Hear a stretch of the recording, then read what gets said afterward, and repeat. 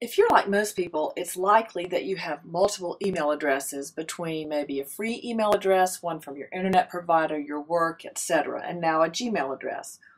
It's a time-consuming burden to use different programs to check all of them, and you don't have to. I'm going to show you how to use Gmail to check all of your email addresses, both for sending and receiving. First, log into your Gmail account. Click on the gear in the upper right-hand corner, then click on Settings, and then click on Accounts and Import, which is across the top. Click on Import Mail and Contacts.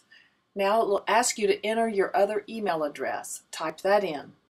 Click Continue, and now you need to enter your password for access to that account when you go to that email provider. I didn't realize it at this point, but I didn't have the correct password for this email address.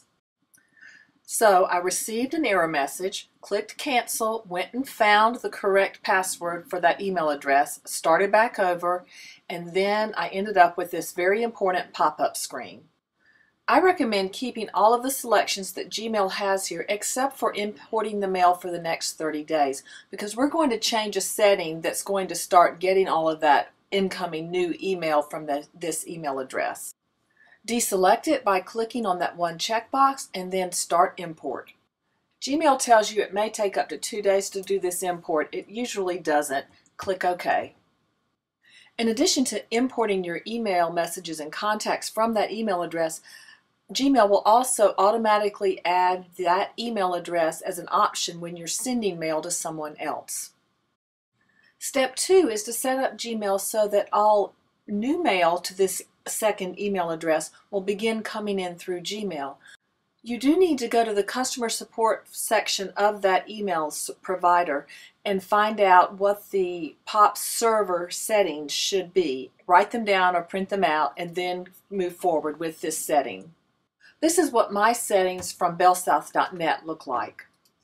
Click on Add a POP3 email address, then enter that email address. Click Next Step. Gmail will automatically populate many of these fields, but they may not be the correct settings as outlined by your email provider for POP server settings. With my bellsouth.net account, my username needs to be my full email address, and then I enter the password.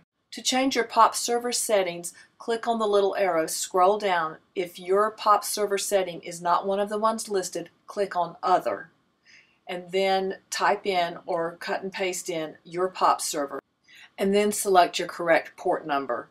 Regarding the options below, for now I suggest that you select Always Use a Secure Connection and label the incoming messages to the Gmail assigned label, which is your email address. Click Add Account, and now you see that Gmail is checking the mail for lynnch@bellsouth.net, and it will do the same for your other email addresses. And finally, step 3 is your last resort. If your email address does not allow for you to do the POP server access, then you will need to go to your help or customer support with that email provider and forward those emails to your Gmail account.